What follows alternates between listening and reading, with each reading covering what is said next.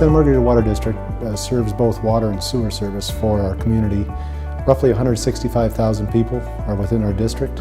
About 55,000 connections make up the entirety of the district. Lake Mission Viejo Association is a master homeowners association, and we have approximately 24,000 homes in the membership and about 80,000 individual memberships. We are a recreational facility, and we offer swimming, boating, fishing, and many other activities here, including summer concerts.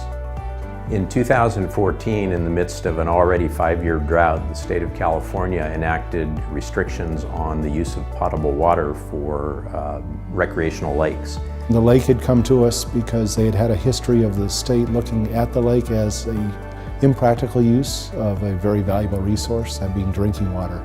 They wanted to make sure that they secured a source of water that they could have both during a drought and beyond, a sustainable type of source. So, bouncing some ideas back and forth, we looked at the potential of using recycled water. The Water District's engineers came up with an idea to build a water purifying plant to take recycled water, tertiary recycled water, and filter it 3 additional times. When we were doing the preliminary design, basically the feasibility study, Wiggins was very helpful with the consulting engineer that was doing the work for the lake, and provided a lot of information that was useful. Wiggin Water Technology offers a modular type of equipment.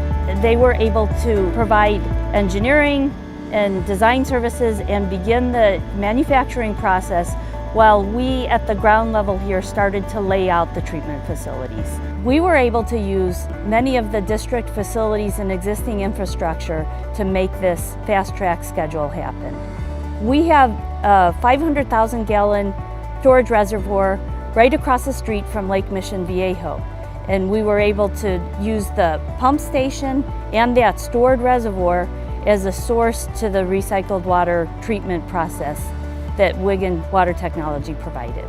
So what we provided was skid-mounted package treatment equipment, which allowed it to be brought in here and basically just connected up to flanges on the equipment, all fully assembled except for the membrane modules that were installed on site.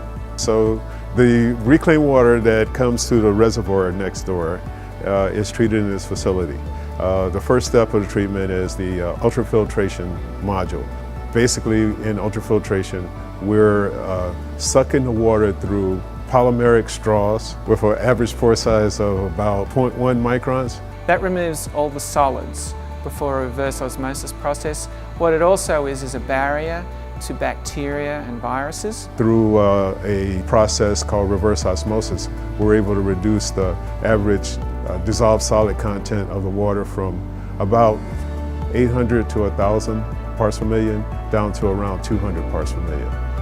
After the reverse osmosis process, which is taking out your nutrients, your dissolved salts, and they're an additional barrier to bacteria and viruses as well. It goes through ultraviolet disinfection for final disinfection, and then pH adjustment, and then it goes to the lake.